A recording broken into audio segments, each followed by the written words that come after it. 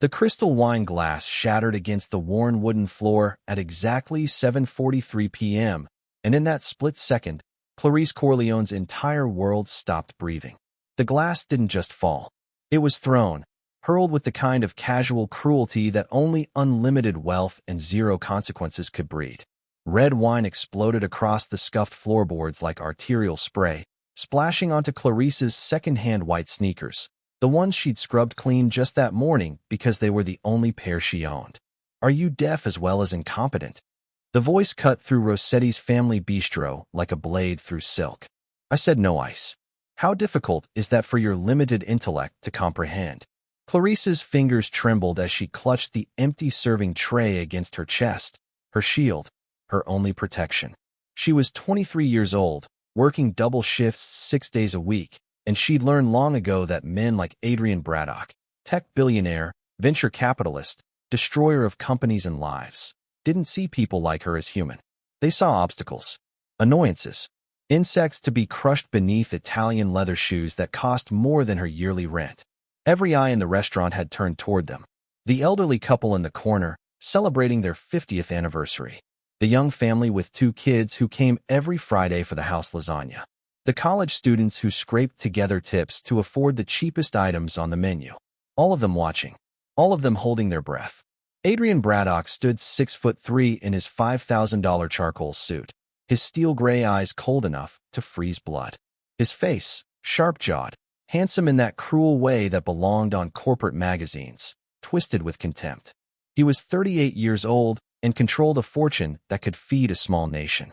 Tonight, he'd chosen Rossetti specifically because it was beneath him, because humiliating people in shabby family restaurants gave him a particular thrill that 5-star establishments couldn't provide. "Look at me when I'm speaking to you," he snapped, his voice rising.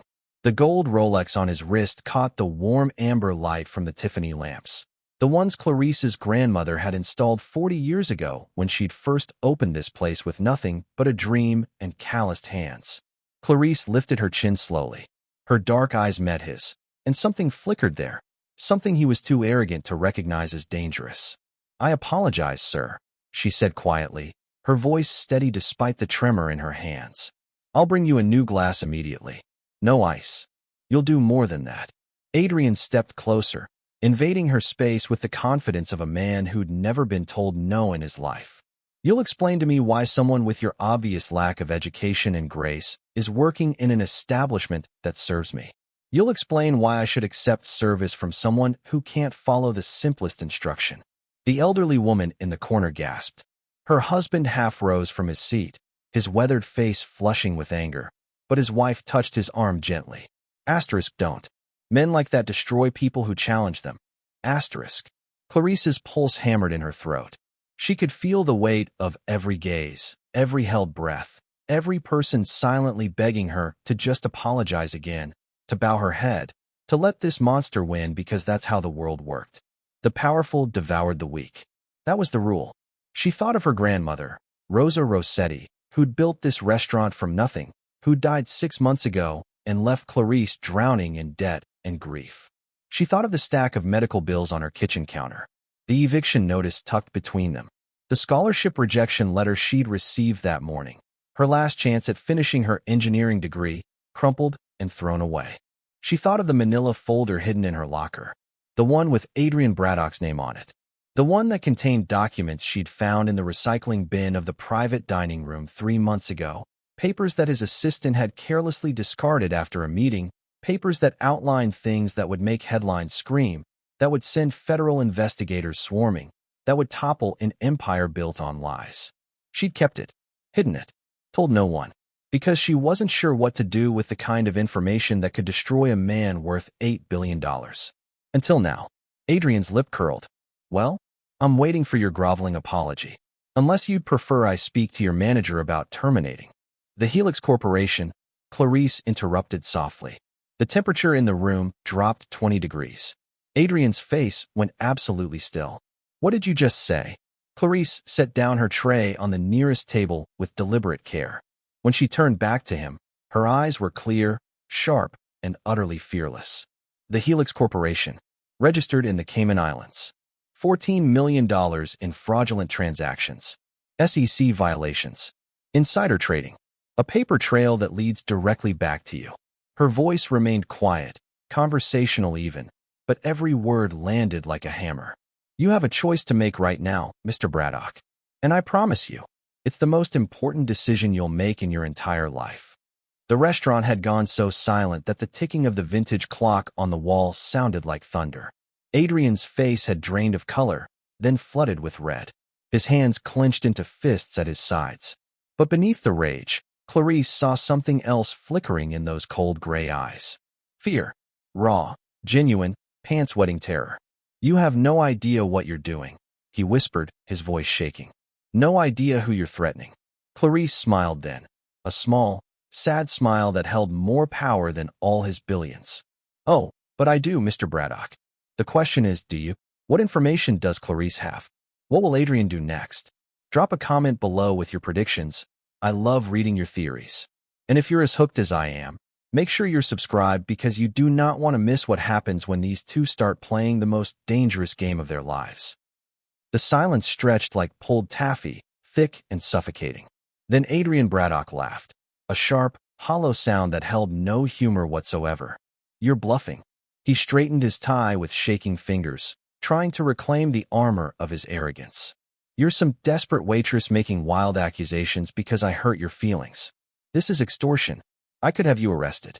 Table 7 needs their check. The voice came from behind the kitchen door, and Clarice's younger brother emerged carrying a tray of steaming pasta. Danny Corleone was 19, lean and tall, with the same dark eyes as his sister, but softer somehow, still holding on a hope that the world might be kind. He wore a cook's apron stained with marinara sauce and dreams of culinary school he couldn't afford. He froze when he saw the scene. The shattered glass, the wine soaking into the floorboards. His sister standing face to face with a man who radiated violence, barely contained. Clarice. Danny's voice cracked with concern. It's fine, Danny. Take care of table 7. Clarice didn't take her eyes off Adrian. Our guest and I are just having a conversation about accountability. Adrian's gaze flicked to Danny, calculating, already searching for weaknesses to exploit. That's what men like him did. They found the soft spots and they pressed until something broke. Clarice saw it happening, saw him cataloging her brother as leverage, as a pressure point. Her jaw tightened. She'd been 6 years old when their parents died in a car accident on Route 9, leaving them with nothing but each other and their grandmother Rosa. She'd been 17 when she dropped out of MIT. Full scholarship, engineering degree within reach, because Rosa had gotten sick and someone needed to keep the restaurant running, keep food on the table, keep Danny in school. She'd sacrificed everything. Her education, her dreams, her future, all of it burned on the altar of survival. And she'd do it again in a heartbeat. Danny, take the pasta to table 7. Now. Her voice left no room for argument. Danny hesitated, then nodded and disappeared into the dining room, throwing worried glances over his shoulder. The other customers were pretending to eat, pretending not to watch, but Clarice could feel their attention like heat on her skin. Sweet kid, Adrian said softly, and the words dripped with threat. Be ashamed if something happened to his future. If every culinary school suddenly found his applications problematic. If every restaurant in this city learned his name for all the wrong reasons. He stepped closer, towering over her. I can make people disappear, sweetheart. Not literally, I'm not a monster. But professionally, socially, financially, I can erase you from existence with a phone call. Clarice had spent 3 years watching her grandmother die slowly, fighting insurance companies that denied coverage, arguing with hospitals about payment plans, selling everything that wasn't nailed down just to afford another week of medication. She'd learned that the world was designed to crush people like her, that the system protected men like Adrian Braddock, while people like Rosa Rossetti worked themselves to death and died owing money to vultures. She'd learned to be afraid, but she'd also learned that fear was just another form of fuel. My grandmother opened this restaurant in 1985, Clarice said quietly. She was 23 years old, pregnant, alone. Everyone told her she'd fail within a year. She gestured to the warm, worn space around them. The mismatched chairs lovingly refinished, the family photos covering one wall, the menu written in Rose's elegant script. She built something that mattered. Not for profit, for people. She knew every customer's name, their kids' names, their stories. When Mr. Chen lost his job, she let him eat free for 3 months until he got back on his feet. When the Martinez family's house burned down, she organized fundraisers that paid for their temporary housing. How touching, Adrian sneered. And where did all that kindness get her? Dead, I'm guessing, based on your use of past tense. Probably died poor, too. That's the problem with people like you. You think goodness is a currency. It's not. Money is currency. Power is currency. Everything else is just sentiment for losers. Something flickered across Clarice's face. Grief so raw it was almost physical. She died 6 months ago. Pancreatic cancer. She spent her last weeks worried about us, about keeping this place running, about whether Danny would finish school. Her voice hardened to steel. She died owing $63,000 in medical debt. The hospital sent collection notices to her funeral. And you think I'm supposed to care about your sob story? Adrian pulled out his phone. I'm giving you one chance. Forget whatever you think you know. Apologize. And maybe, I'll let you keep your pathetic job and your brother stays safe. Clarice reached into her apron pocket and pulled out a flash drive. Small, silver, utterly innocuous. She held it up between 2 fingers like a talisman. 3 months ago, you had a private meeting in our back dining room. Your assistant, Stephen Chun, nice guy, always tips well, was printing documents at our printer because his laptop died. He threw the drafts in our recycling bin. She smiled sadly. You know what your first mistake was, Mr. Braddock? Assuming people like me are invisible. That we don't notice things. That we don't matter enough to pay attention to. Adrian's face went gray. Those documents are privileged. Confidential. If you've read them. Oh, I've read them. Every page. And you know what I found? A shell corporation designed to hide insider trading. $14 million siphoned from your own investors. SEC violations that carry 5 to 20 years in federal prison. She tilted her head. I'm not a lawyer, but I spent 2 years at MIT. I'm very good at understanding complex systems. And your fraud? It's elegant. Almost beautiful. Except it's going to destroy you. The vintage clock ticked. Someone's fork scraped against a plate. Outside, a car horn honked in the deepening night. Adrian's voice dropped to a whisper. What do you want? Money? Name your price. And there it was. The moment Clarice had been waiting for.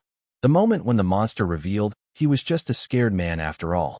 I don't want your money, she said softly. I want you to make a choice. Oh, this is getting good. What choice is Clarice offering? Is she about to destroy him or save him? Let me know what you think in the comments. Your insights always blow my mind. A choice. Adrian's laugh was brittle, desperate. You're giving me a choice? Do you have any idea what I could do to you right now? One call to my legal team. Would take approximately 7 minutes to connect. Clarice interrupted calmly. Another 3 to brief them. In that time, this flash drive gets uploaded to 6 different news organizations, the SEC, and a particularly motivated federal prosecutor who's been trying to build a case against you for 2 years. His name is Robert Langdon. He works out of the Southern District of New York. He eats lunch at the deli 2 blocks from here every Thursday. She paused. He tips exactly 15%. Never more, never less. The blood drained from Adrian's face so fast Clarice thought he might faint.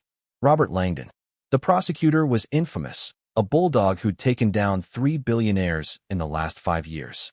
Once Langdon locked onto a target, he didn't let go until he tasted bone. You're insane, Adrian whispered. You destroy yourself too. Theft of confidential documents, extortion. Those documents were in our trash. Legally abandoned property. I consulted with a lawyer. Clarice tilted her head. Pro bono, of course. Turns out there's a whole network of legal aid attorneys who really don't like corporate fraud. She stepped closer, and Adrian, the man who'd humiliated her, threatened her brother, sneered at her grandmother's memory, actually stepped back. So here's your choice, Mr. Braddock. Door number 1, I hand this evidence over. You spend the next decade fighting federal charges. Even with your expensive lawyers, the paper trail is airtight. You'll lose everything. Your company, your reputation, your freedom. And door number 2? His voice cracked. You helped me save my grandmother's restaurant. The words hung in the air like smoke. Adrian blinked, confused, as if she'd suddenly started speaking Mandarin. What? We're being evicted. The building was sold to a development company 3 months ago, Apex Holdings. They want to tear down this entire block and build luxury condos.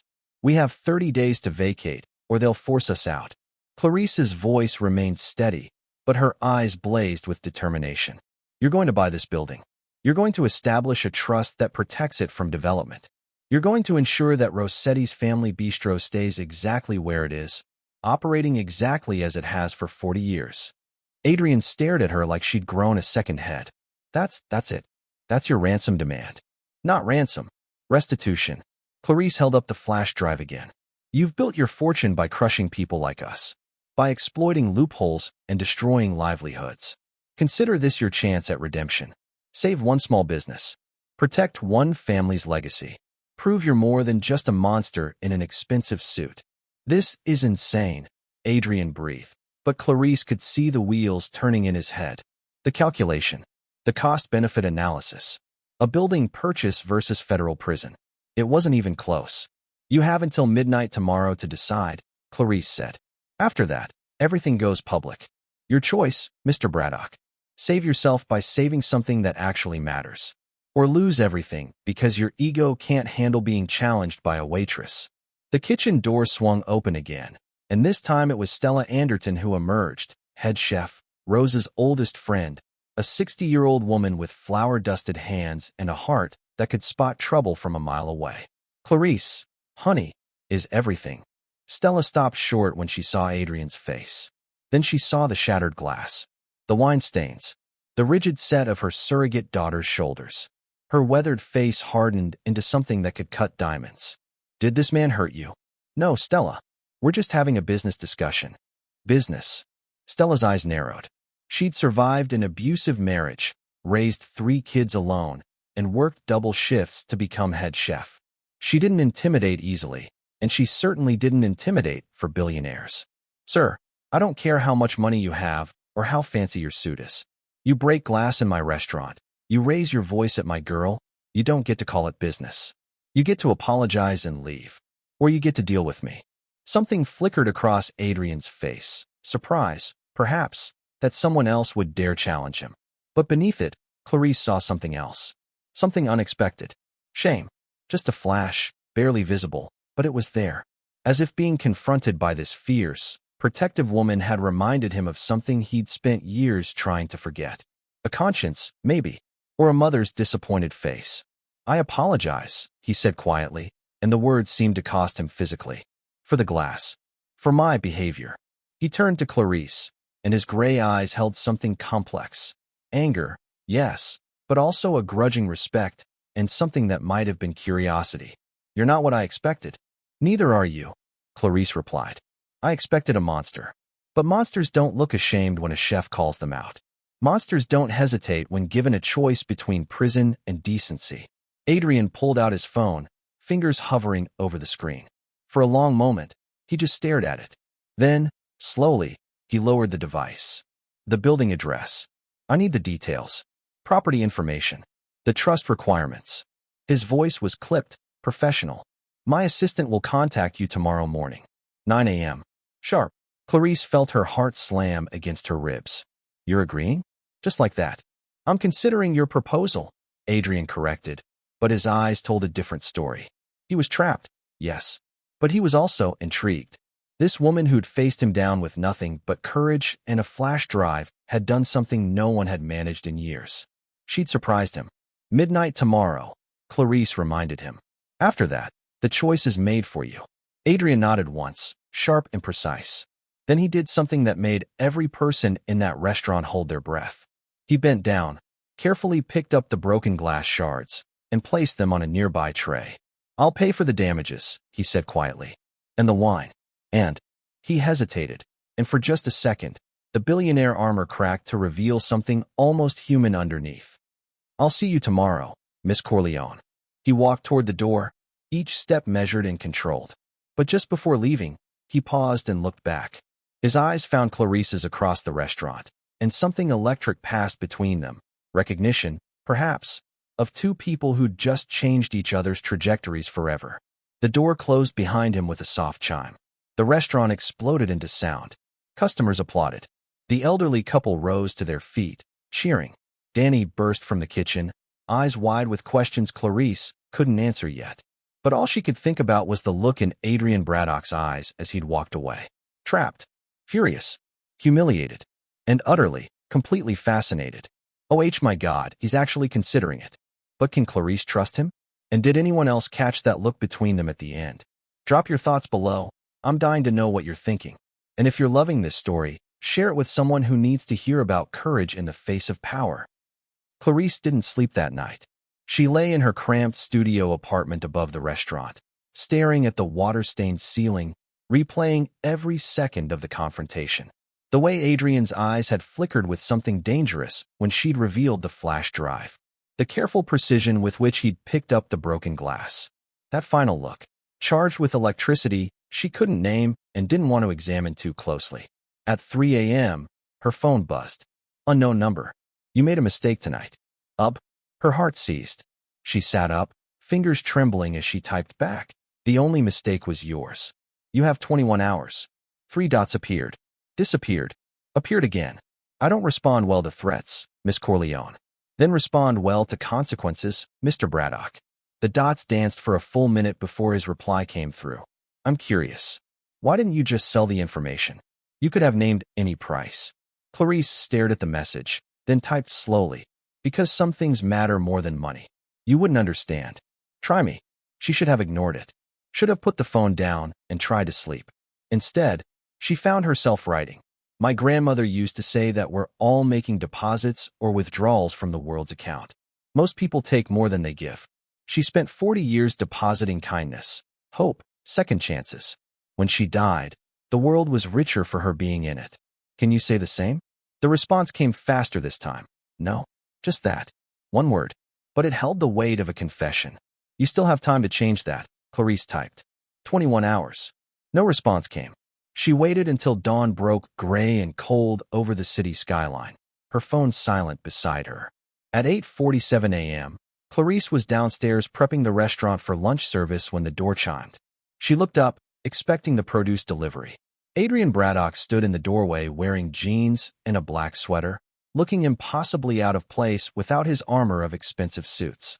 His hair was disheveled, dark circles shadowing those sharp gray eyes. He looked like he hadn't slept either. We're not open yet, Clarice said, keeping her voice steady despite her racing pulse. I know. He stepped inside, closing the door behind him. I need to see the property documents. The building deed. The eviction notice. Everything. You could have sent your assistant. I wanted to see it myself. He moved closer, and Clarice caught the scent of expensive cologne mixed with something else. Coffee, exhaustion, and a desperation he couldn't quite mask. I need to understand what I'm buying. What I'm saving. Clarice studied him carefully. In the morning light streaming through the windows, he looked younger somehow. More human. The cruel edge from last night had been filed down by sleeplessness and something that might have been guilt. Why are you really here? She asked quietly. Adrian's jaw tightened. You think I'm planning to double-cross you? Find a loophole. Use my lawyers to bury you while I destroy the evidence. Are you? I don't know yet. The honesty of it caught her off guard. He ran a hand through his dark hair, messing it further. I spent all night researching you. Clarice Marie Corleone. Born 2002. Full scholarship to MIT, mechanical engineering. Dropped out sophomore year. No official reason given, but I found the medical records. Your grandmother's diagnosis came 3 weeks before you withdrew. His voice softened almost imperceptibly. You gave up everything to take care of her. Clarice felt her chest tighten. Stop digging into my life. Why? You've dug into mine. Adrian took another step closer. They were barely 3 feet apart now, close enough that she could see the gold flecks in his gray eyes, the exhaustion carved into his handsome face. You know my secrets. Turnabout is fair play, isn't it? There's a difference between exposing crimes and invading someone's privacy. Is there? His voice dropped to something raw and honest. You want to know what else I found? You were top of your class. Published 2 papers on sustainable energy systems before you were 20. Your professors wrote letters begging you to stay, offering extensions, accommodations, anything to keep you enrolled. He paused. You could have been extraordinary. You should have been designing systems that change the world. Instead, you're serving pasta to people who don't even see you. The words hit like physical blows. Clarice felt tears prick her eyes and blinked them back furiously. Don't you dare. Don't you dare make my choices sound like failure. I'm not. Adrian's voice was gentler than she'd heard it. I'm saying the world failed you. The system failed you. He stopped, something crossing his face. People like me failed you. Silence stretched between them, heavy with things unspoken. Why do you care? Clarice whispered. Why does any of this matter to you? Adrian looked away, toward the photos covering the wall. Pictures of Rosa at the restaurant's opening. Rosa with customers who became friends. Rosa with young Clarice and Danny, flour on everyone's faces, laughing at some forgotten joke. My mother was a waitress, he said quietly. Single mom. Worked 3 jobs to keep me fed and in school. She died when I was 16. Heart attack during a double shift at a diner in Brooklyn. His voice went flat, emotionless, the way people sound when they're talking about pain too deep to feel. I found her college acceptance letter in her belongings. Full scholarship to Columbia. Business degree. She'd deferred it when she got pregnant with me. Planned to go back someday. He finally looked at Clarice. She never did. She worked herself to death so I could have opportunities she never got. Clarice's anger faltered. Adrian. Don't. He held up a hand. Don't sympathize with me. I took what she gave me, and I became exactly what she would have hated. I crush people like her. Like you. I've built my empire on the backs of workers I don't see and don't care about. Last night when you stood up to me, when you looked at me like I was something disgusting. He laughed bitterly. You looked at me the way my mother would have if she'd lived to see what I became. The vulnerability in his voice cracked something open in Clarice's chest. She wanted to stay angry, to keep him at arm's length, to see him only as the enemy who'd humiliated her. But standing here in the morning light, seeing the raw honesty in his exhausted face, she saw something else. She saw someone drowning. The building documents are in my office, she said softly. I'll get them. Clarice. Adrian caught her wrist as she turned. Not roughly, just enough to stop her. His hand was warm against her skin. If I do this, if I buy the building and set up the trust, that flash drive gets destroyed. You have my word. Why should I trust you? She met his eyes steadily. Because unlike you, Mr. Braddock, I don't break my promises. He held her gaze for a long moment, something complicated shifting in those gray depths. Then he released her wrist, his fingers trailing across her skin in a way that sent unexpected shivers up her arm. It's Adrian, he said quietly. If we're going to save your grandmother's restaurant together, you should probably call me Adrian. 3 hours later, Clarice sat across from Adrian at the small desk in her cramped office. Property documents spread between them like a map of her entire world. He'd been silent for 20 minutes, reading through every page with the focused intensity of a predator studying prey. Finally, he looked up, and his expression made her stomach drop. This is worse than I thought. What do you mean? Adrian turned his laptop toward her. On the screen was a corporate filing document, dense with legal language. But 3 words jumped out at her like a scream. Braddock Ventures, LLC. Apex Holdings, Adrian said quietly. The development company trying to evict you. I own it. The world tilted sideways. You what? Not directly. It's buried under 6 shell companies and holding corporations. I have so many investments, so many subsidiaries, I don't track every property acquisition personally. But I just ran the paperwork. His voice was hollow. I'm the one trying to destroy your restaurant. I'm the one who sent the eviction notice. This entire time, I've been the villain in your story. Clarice stood up so fast her chair crashed backward. You're lying. This is some kind of... I'm not lying. Adrian rose too, desperate. Look at the documents. The corporate trail. I acquired Apex 8 months ago as part of a larger portfolio. The development plan was already in motion. I never even looked at the individual properties. They were just numbers on a spreadsheet. Numbers. Clarice's voice shook with fury.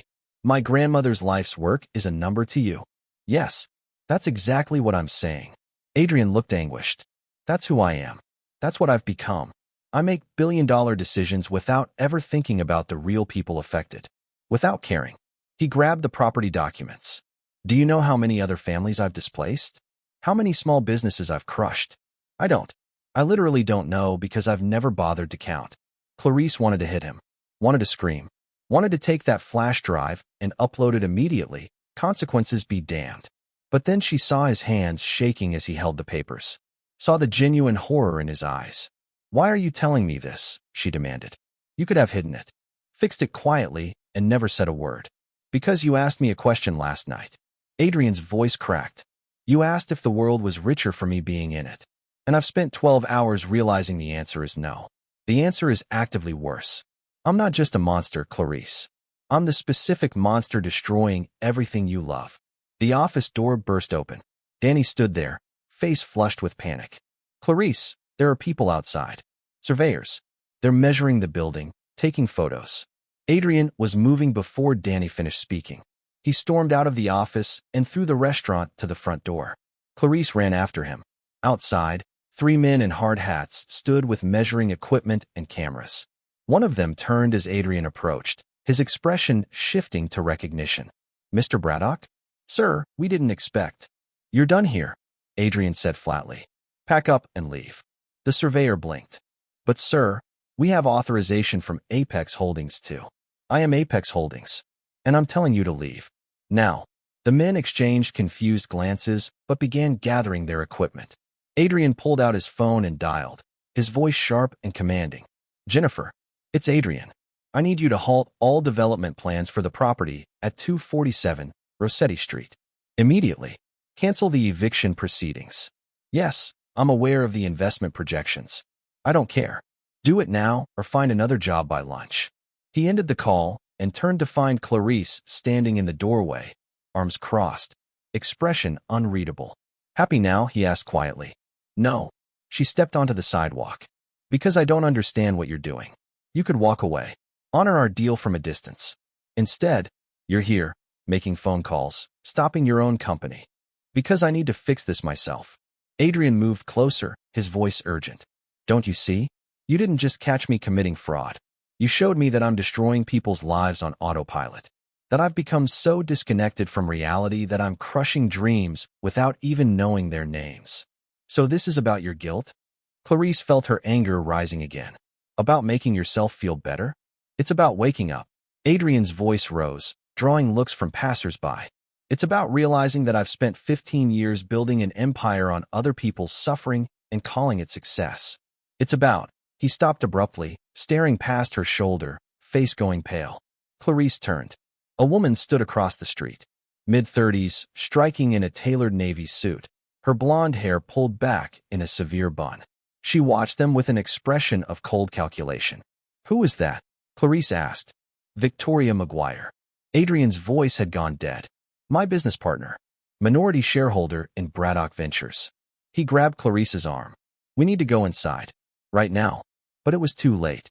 Victoria was already crossing the street, her heels clicking against pavement like a countdown clock. "Adrian," she said warmly, though her smile didn't reach her ice-blue eyes.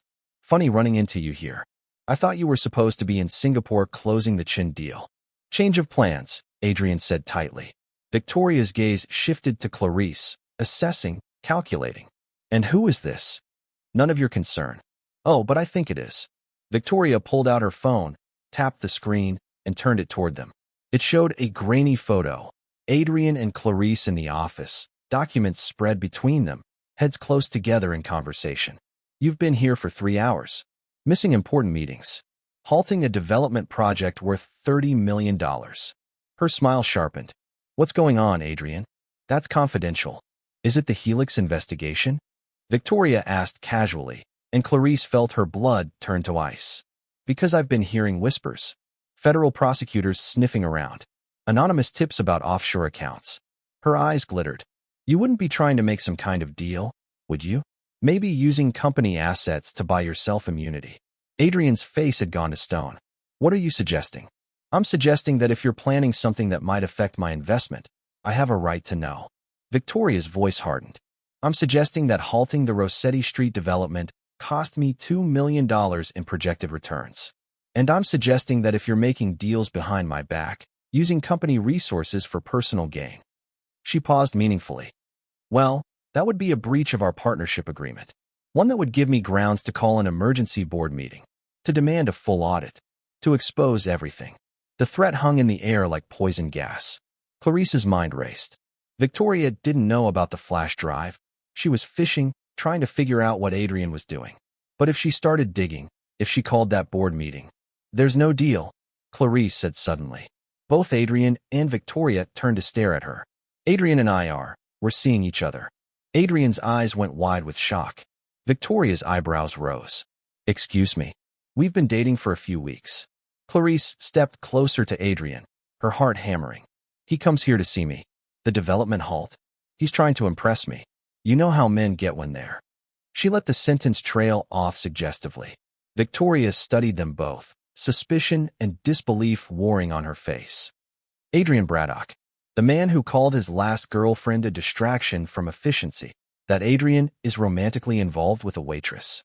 Stranger things have happened, Clarice said evenly. Victoria's gaze flickered between them, calculating. Then she smiled, a predator's smile. Prove it. What? Kiss her, Victoria said simply. Right now? If you're really together, it should be easy. Adrian's jaw clenched. The silence stretched for 3 heartbeats. 4. 5.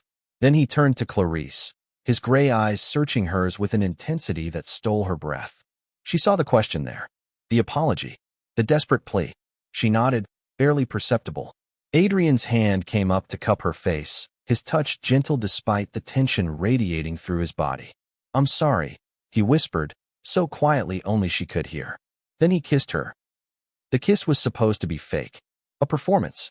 A necessary lie to protect a dangerous secret. But the moment Adrian's lips touched hers, Clarice's entire world caught fire.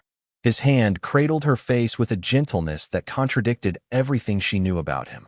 His other hand found the small of her back, pulling her closer, and she felt the tremor in his fingers. Fear or desire, she couldn't tell. The kiss deepened, and God help her, she kissed him back. Not for Victoria, not for the charade, for herself. When they finally broke apart, both breathing hard, Adrian's eyes were dark with something that looked dangerously like truth. Victoria's slow clap shattered the moment. Well, she said, her voice dripping with venom. That was quite convincing. Almost too convincing. Her smile was razor-sharp. Enjoy your little romance, Adrian. But remember, I'll be watching. Very closely. She walked away, heels clicking like gunshots. Clarice watched her go, her lips still burning, her heart hammering against her ribs. Clarice, Adrian started, but she stepped back, putting distance between them. Don't. That was just for her. Nothing more. The hurt that flashed across his face was so raw, so genuine, that it almost made her take it back. Almost. Right, he said quietly. Of course. The next 48 hours unraveled like a nightmare in slow motion. Adrian kept his promise. The building was purchased, the trust established, the eviction permanently halted. Legal documents arrived by courier, everything ironclad and legitimate. Rossetti's family bistro was saved. But Victoria Maguire was a woman who never forgot and never forgave. On Tuesday morning, Clarice woke to 17 missed calls. She grabbed her phone with shaking hands and saw Danny's name flashing on the screen. Danny? What's wrong? They're saying you stole from him. Her brother's voice cracked with panic. It's all over the news, Clarice. They're saying you blackmailed Adrian Braddock, that you threatened him, that you're some kind of con artist. Clarice's phone buzzed with notifications. News alerts. Social media tags. Her name, her face, everywhere. Waitress seduces billionaire in elaborate blackmail scheme. Gold digger targets vulnerable tech mogul. Sources say Braddock paid millions to avoid scandal. She clicked on a video. Victoria Maguire stood before a podium, looking somber and concerned, surrounded by reporters. It pains me to come forward, Victoria said, her voice heavy with false sympathy. But Adrian Braddock is my friend and business partner.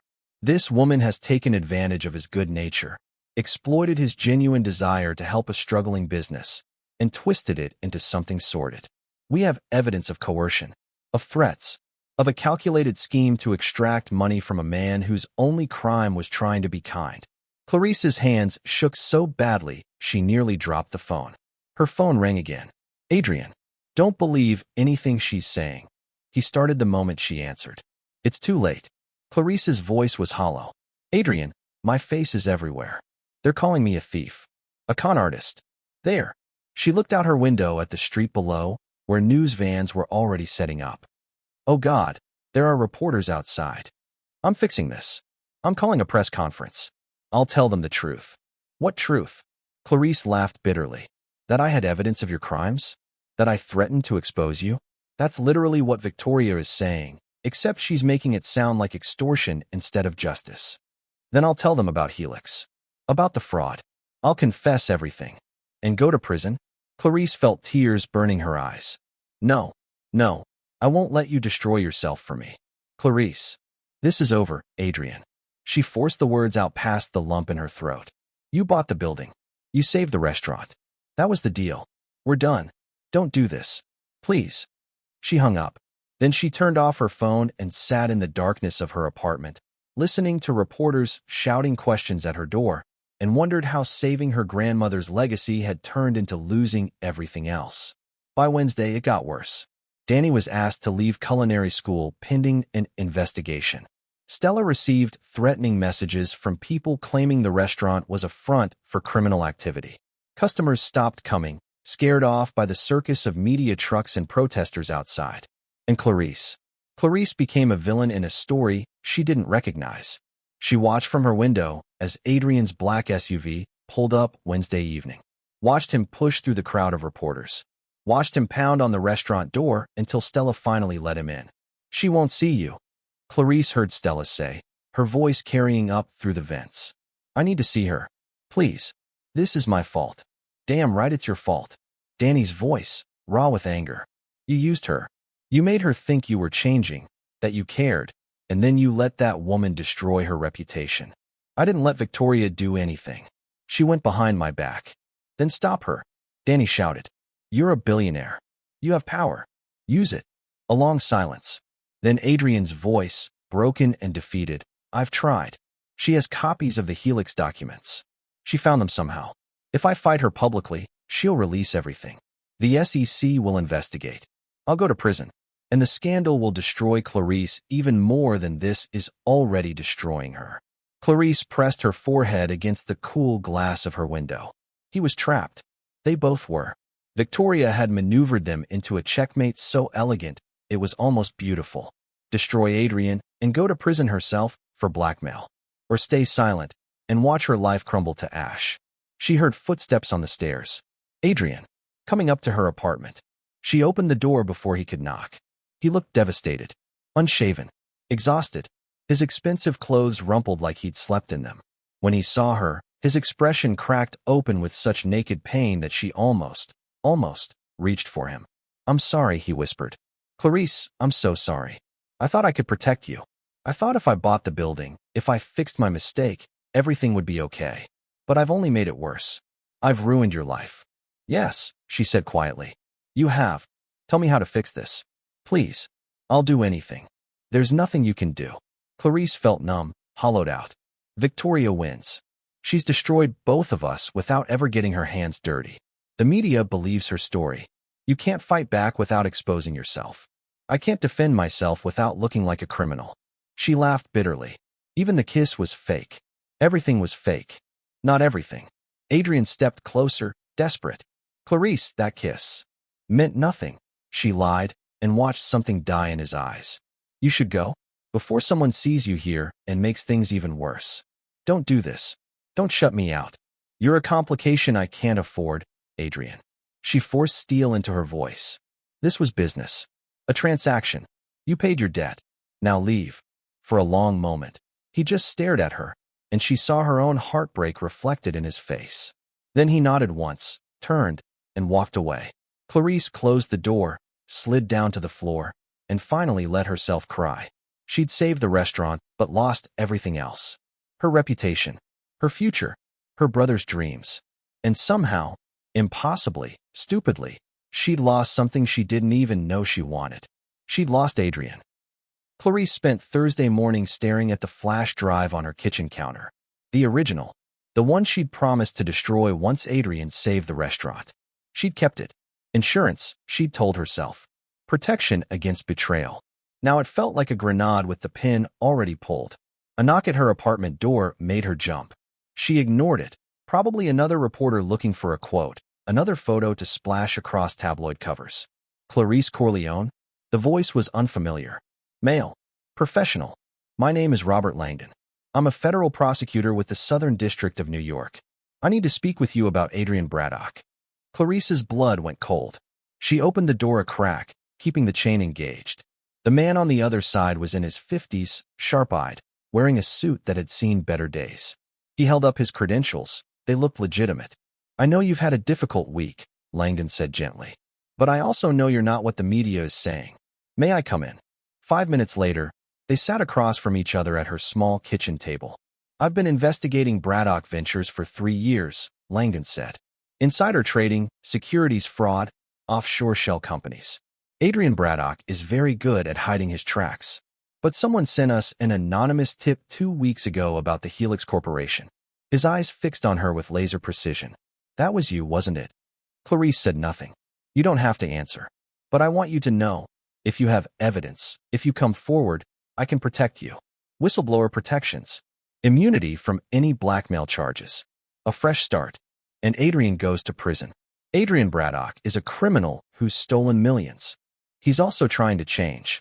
The words burst out before Clarice could stop them. He bought this building. He's stopping his own development projects. He's trying to be better. Langdon studied her carefully. You care about him. I barely know him. That's not an answer. Langdon leaned forward.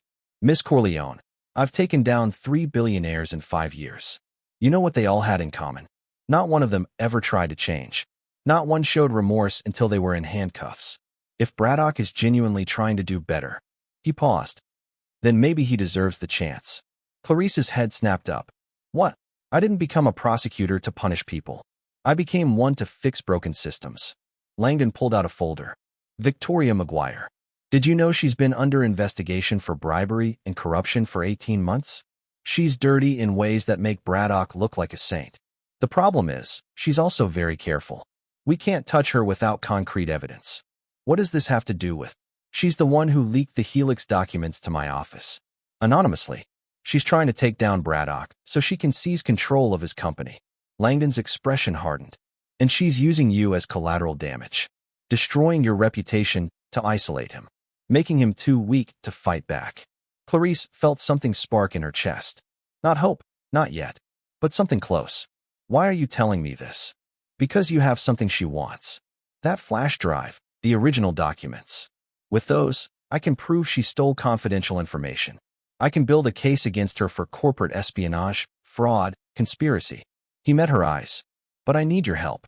And Braddock's. He won't betray her. If he fights back publicly. He won't have to. Langdon smiled grimly. Leave that part to me. What I need from you is simple. That drive, your testimony about how you obtained it, and one more thing. He pulled out another document. Stephen Chun, Braddock's assistant. The one who accidentally threw those documents in your recycling. I need him to testify about Victoria's involvement in the Helix scheme. Clarice's mind raced. Stephen didn't just throw those papers away by accident, did he? No, I don't think he did. Langdon's smile widened. I think he was uncomfortable with what he'd seen. I think he hoped someone would find them. Someone honest enough to do the right thing. The pieces were clicking into place. A way out. A way to fight back.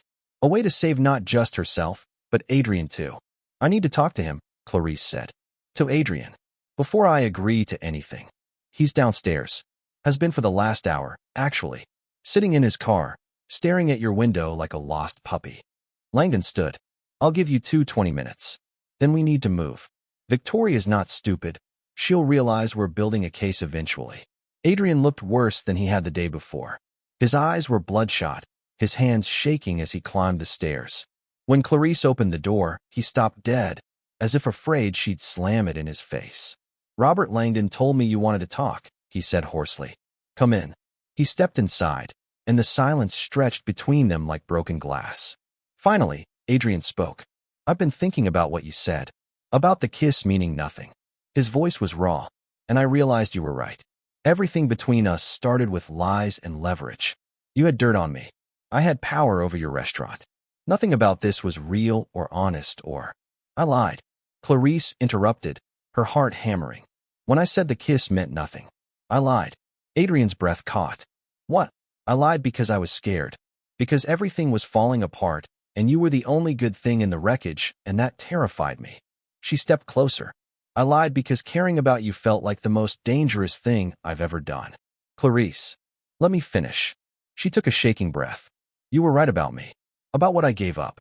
I spent years telling myself that sacrifice was noble, that taking care of my grandmother was enough. But the truth is, I was hiding.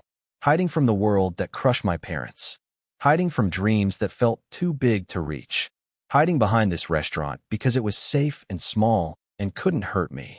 Tears burned her eyes. Then you walked into my life, this arrogant, cruel, broken man, and somehow you made me want to fight again, want to dream again, want to believe that people can change. Adrian closed the distance between them, his hand coming up to cup her face exactly like he had during that first kiss. But this time, there was no audience. No pretense. Just them. I don't deserve you, he whispered. Probably not. Clarice smiled through her tears. But maybe that's not the point. Maybe the point is that we make each other want to be people who do deserve this. Deserve each other. I want to be better. For you. For myself. For everyone I've hurt. His thumb brushed away a tear on her cheek. But I don't know how to fight Victoria without destroying everything. I do. Clarice pulled back just enough to meet his eyes. Langdon has a plan. But I need to know, are you ready to actually face your crimes? To accept real consequences? To rebuild from the ground up, if that's what it takes? Adrian's jaw tightened. Then he nodded, firm and certain. Yes, all of it. Whatever it takes. Then we take her down. Together. She kissed him then. Really kissed him. And it felt like coming home and leaping off a cliff all at once.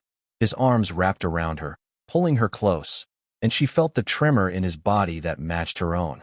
When they finally broke apart, both breathing hard, Adrian pressed his forehead to hers. Thank you, he whispered, for believing I could be more than the monster I was. Thank you for proving me right. Downstairs, Langdon waited with a plan that would either save them both or destroy them completely. But for the first time since this nightmare began, Clarice felt hope blazing in her chest like a wildfire. They were going to fight, and they were going to win. The emergency board meeting of Braddock Ventures was called for Friday afternoon at 2 p.m. Victoria had insisted on it. A public forum to address concerns about the CEO's judgment and fitness to lead. What she didn't know was that Clarice, Adrian, Langdon, and Stephen Chun had spent the previous 18 hours building a trap so perfect it was almost poetry. Clarice stood in the hallway outside the conference room, wearing one of her grandmother's vintage dresses, navy blue, simple, elegant. Adrian had offered to buy her something new. She'd refused. If she was going to face down Victoria Maguire, she'd do it wearing Rose's armor. You don't have to be here, Adrian said quietly, adjusting his tie for the third time. He was nervous. She'd never seen him nervous before. Yes, I do. Clarice squeezed his hand. We in this together, remember? Stephen Chin approached, looking pale but determined. He was 26, slight, with the earnest expression of someone who'd spent his entire career believing in doing the right thing. The documents are ready, Stephen said. Everything Victoria asked me to bury over the last 2 years. Falsified reports. Bribed officials. Shell company transactions. He swallowed hard. I'm sorry I didn't come forward sooner. I was scared of losing my job, my reputation.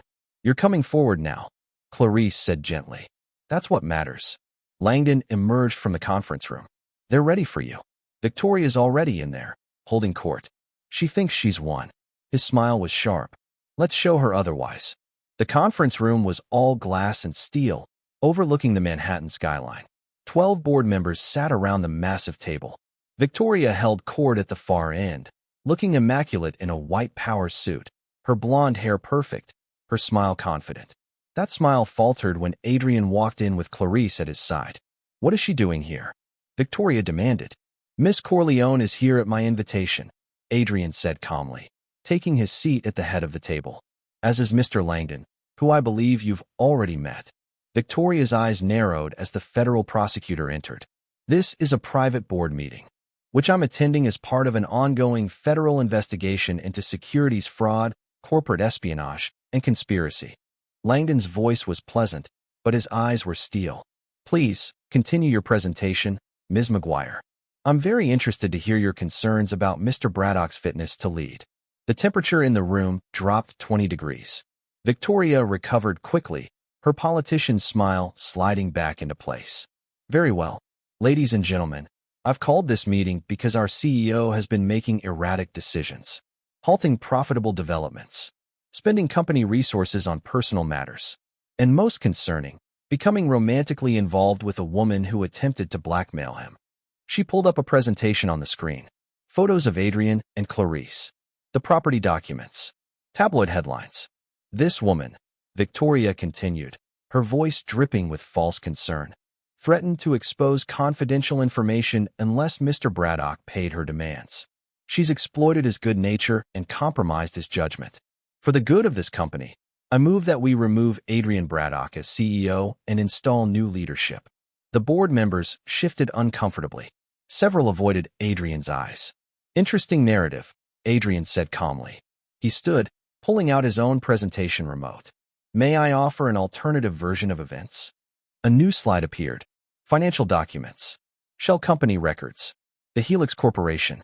2 years ago, I made decisions I'm not proud of, Adrian began, his voice steady despite the tremor Clarice could see in his hands. I engaged in insider trading. I created offshore accounts to hide profits. I committed securities fraud. He paused, letting the words land. I was wrong, and I'm prepared to face the consequences of those actions. Gasps echoed around the table. Victoria's smile widened. He was confessing, destroying himself. However, Adrian continued, and his eyes fixed on Victoria like a targeting laser.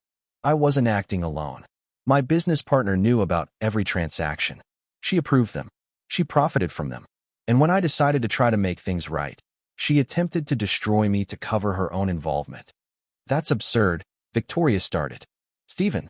Adrian nodded to his assistant. Stephen Chin stood, his voice shaking but determined. For 2 years, Ms. McGuire asked me to falsify reports and hide transactions.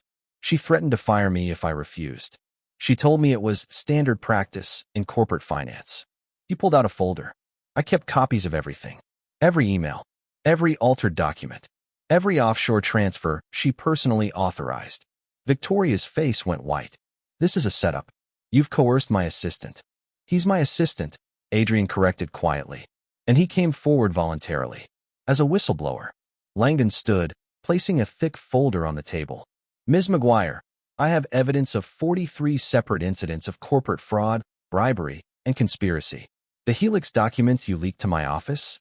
You were listed as a signatory on 8 of the transactions. You tried to frame Mr. Braddock for crimes you both committed. I want my lawyer. You'll need several. Langdon's smile was cold.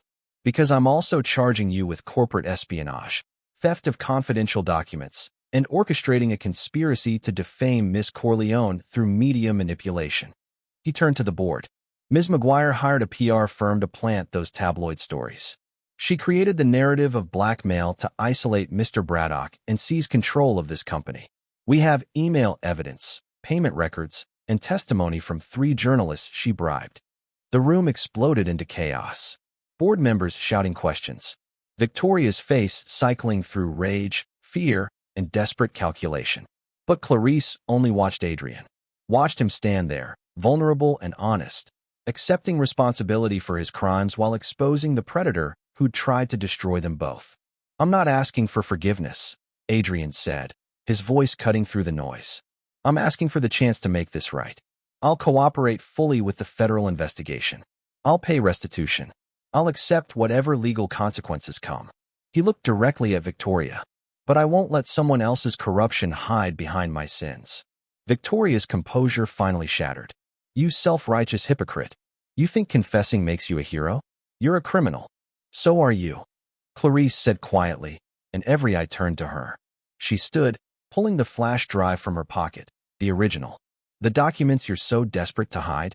I have them. Every transaction. Every bribe. Every lie. She held Victoria's gaze. The difference is, Adrian's trying to face his mistakes. You're just trying to escape yours. Langdon took the drive. Victoria McGuire, you're under arrest for securities fraud, corporate espionage, conspiracy, and obstruction of justice. 2 federal agents entered the room, badges out. Victoria's face twisted with fury. This isn't over. My lawyers will tear you apart. All of you. Your lawyers are very good. Langdon agreed pleasantly as the agents cuffed her. But the evidence is better. Enjoy federal prison, Ms. McGuire. They let her out, her designer heels clicking against marble for the last time, her protests echoing down the hallway until the elevator doors closed on her future. Silence filled the conference room. Then Richard Parker, the oldest board member, cleared his throat. Adrian, this investigation, these charges, what happens now? Adrian met his eyes steadily. Now I cooperate with the prosecution, face consequences, and work to rebuild this company into something that actually creates value instead of destroying it. He paused. If you'll let me try, and if we don't, then I'll step down, but I'll still fight to make things right. Adrian's hand found Clarice's, their fingers intertwining. I spent 15 years building an empire on other people's suffering. It's time I spent the rest of my life building something that actually matters. Richard studied them both for a long moment. Then, slowly, he smiled. Well, I suppose miracles do happen. He looked around the table. All in favor of giving our CEO a chance at redemption? Every hand rose. 6 months later, the spring morning sun poured through the windows of Rossetti's family bistro like liquid gold, warming the worn wooden floors that had witnessed 40 years of stories. But today, those floors also gleamed with fresh polish. The walls glowed with new paint, and the vintage Tiffany lamps sparkled like they'd been given a second chance at life. Just like everything else, Clarice stood behind the counter, adjusting the fresh flowers in their vases, tulips, her grandmother's favorite, when the door chimed. She looked up and smiled. Adrian Braddock walked in carrying 2 coffee cups and wearing jeans, a faded MIT sweatshirt that she'd left at his apartment 3 weeks ago, and an expression of pure contentment that still caught her off guard sometimes. 6 months, and she still wasn't used to how different he looked when he smiled. Really smiled. Good morning, beautiful, he said, handing her one of the cups. Danny sent me a text. Something about a surprise. He's been secretive all week. Clarice accepted the coffee, rising on her toes to kiss him. A quick, familiar gesture that felt as natural as breathing now. Fair warning, my brother's surprises tend to be dramatic. The kitchen doors burst open, and Danny emerged wearing his culinary school jacket, the one from the Institute of Culinary Excellence that had accepted him after Langdon helped clear his record. His face was flushed with excitement. Okay, everyone sit down. Stella, close the kitchen for a minute. Clarice, Adrian, table 7. Now, Stella emerged, wiping her hands on her apron, her weathered face creasing with amusement. Over the past 6 months, she'd watched Adrian transform from the arrogant billionaire who'd thrown a wine glass to someone who showed up every Sunday to help prep vegetables and listen to her stories about Rosa. She'd stopped threatening to hit him with her wooden spoon around month 3. They gathered at table 7, the same table where an elderly couple had celebrated their 50th anniversary the night this all began. The same table where people had watched Clarice face down a monster and refused to break. Danny placed a plate in front of each of them. On it, a single, perfect dessert. Panna cotta with lavender honey and candied violets, plated like edible art. This, Danny said, his voice shaking with pride, is my final project. The one I'm presenting at graduation next week. And I'm calling it. He paused dramatically. Rosa's Legacy. Clarice felt tears spring to her eyes. She picked up her spoon with trembling hands and took a bite. It tasted like childhood summers, like her grandmother's garden, like love made tangible, like every sacrifice and struggle and moment of doubt had been worth it to arrive at this exact second. Danny, she whispered, this is perfect. You're going to win that competition, Stella declared, dabbing at her eyes with her apron. And I'm going to brag about teaching you everything you know. You taught me how to make marinara sauce, Stella. This is slightly more advanced. Same principles. Quality ingredients, proper technique, and cooking with your heart. Adrian had been silent, but when Clarice looked at him, she saw tears tracking down his face. He quickly wiped them away, embarrassed. Sorry, he laughed shakily. 6 months ago, I was so disconnected from real life that I couldn't see people as anything but numbers. And now I'm sitting here eating lavender panna cotta made by a kid who's going to change the culinary world, in a restaurant that represents everything good about humanity, with a woman who changed my entire life by refusing to let me be the monster I'd become. He shook his head. Sometimes it hits me how close I came to missing all of this. Clarice took his hand, squeezing tight. The past 6 months had been brutal in many ways. Adrian had cooperated fully with the federal investigation. He'd paid $47 million in restitution and fines. He'd stepped back from day-to-day operations of Braddock Ventures to focus on restructuring the company's ethics and practices. He'd created a foundation for small business owners affected by predatory development, with Clarice as co-director. He'd avoided prison time through his cooperation and genuine reform, but he'd lost half his fortune, most of his reputation, and every fair-weather friend he'd ever had. And he'd told Clarice 100 times that he'd never been happier. You know what today is? Adrian asked suddenly. Friday. It's the day the MIT Scholarship Board reviews applications. He pulled an envelope from his jacket pocket. And since I happen to be a major donor now, reformed billionaire trying to buy his way into heaven and all that, I may have pulled a few strings. Clarice's heart stopped. Adrian. No. We talked about this. Open it. Her hands shook as she tore open the envelope. Inside, an acceptance letter. Full scholarship. Mechanical engineering. Deferred enrollment, allowing her to finish her degree while still running the restaurant part-time. You're going back to school, Adrian said softly. You're going to design sustainable energy systems and change the world, just like you were always meant to. And I'm going to be here every step of the way, cheering you on. I can't accept this. You already did. I forged your signature on the acceptance form. At her outraged expression, he grinned. I'm kidding. But seriously, Clarice. You gave up your dreams once for your family. Don't do it again. Your grandmother would want you to fly. Clarice looked around the table. At Danny, whose eyes were shining with pride. At Stella, who nodded encouragingly. At Adrian, who'd spent 6 months proving that people really could change, that redemption was possible, that love could be the catalyst for becoming who you were always meant to be. Okay, she whispered. Okay, I'll do it. The table erupted in cheers. Danny hooped. Stella pulled her into a bone-crushing hug, and Adrian kissed her like she was oxygen and he'd been drowning. 3 months later, graduation day. Clarice stood in her apartment, adjusting her graduation dress. Not from culinary school, though she'd been there to watch Danny accept his diploma with honors. This was something different, something that had come together in the wake of everything else. A certificate program in business ethics and nonprofit management. Something she could complete in months rather than years. Something that would help her run the foundation she and Adrian were building together. Her phone buzzed. A text from Adrian. Car's outside. You ready? She looked at her reflection. At the woman who'd faced down a billionaire with nothing but courage and a flash drive. Who'd survived being vilified by the media and came out stronger. Who'd learned that sometimes the bravest thing you could do was let someone love you while you figured out how to love yourself. Ready, she texted back. The graduation ceremony was small, intimate.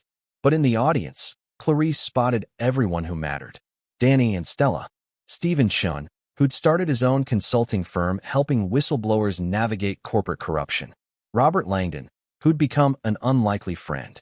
The regular customers from Rossetti's who'd stood by her when the tabloids had called her a gold digger. And Adrian, front row center, looking at her like she hung the moon. When she walked across the stage and accepted her certificate, the applause was thunderous. Afterward, as the crowd dispersed, Adrian caught her hand and pulled her aside to a quiet corner of the venue. I have something for you, he said, reaching into his pocket. Adrian Braddock, if that's a ring, I swear. It's not a ring. He pulled out a key. It's better. A key. To the building next to the restaurant. The one that just went up for sale. His eyes sparkled with mischief and hope.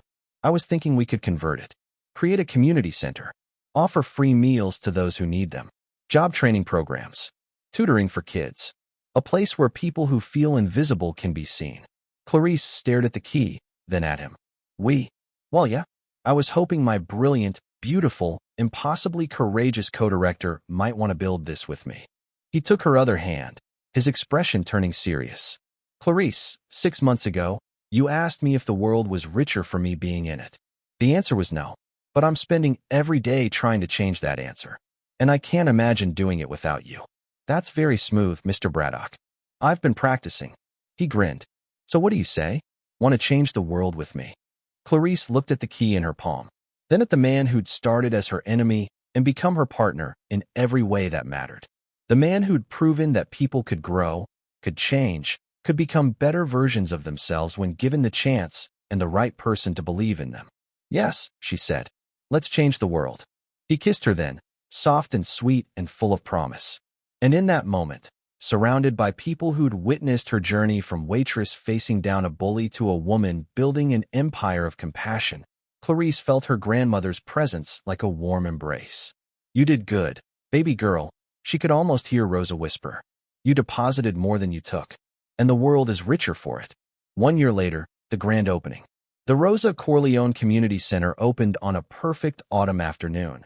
The building transformed into something luminous and alive. The first floor held a commercial kitchen where Danny taught free cooking classes. The second floor, tutoring spaces and job training programs. The third, a free medical clinic. And everywhere, on every wall, photos of Rosa, of the restaurant, of ordinary people doing extraordinary things. Adrian stood at the podium, looking out at the crowd of hundreds. He'd sold another third of his company to fund this place. His net worth had dropped from $8 billion to $2 billion. He'd never felt richer. "My mother used to say that we're only as good as what we give back," he said, his voice carrying across the crowd. "For too long, I forgot that. I took more than I gave. I crushed people in pursuit of profit. He paused, finding Clarice in the crowd. She smiled at him, steady and sure. "I was a monster in an expensive suit. But someone refused to let me stay that monster. Someone looked at me and saw not just what I was, but what I could become. And she gave me the greatest gift anyone can give, a second chance." He gestured to the building behind him.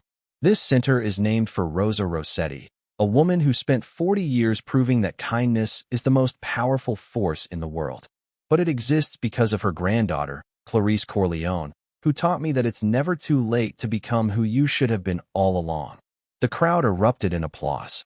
Clarice walked up to join him, and together they cut the ribbon. As people flooded inside, exploring the spaces that would change countless lives, Adrian pulled Clarice close. "Thank you," he whispered into her hair, "for seeing me, for saving me, for loving me even when I didn't deserve it. Thank you for proving that people can change," she whispered back. "That redemption is real. That love really can transform everything."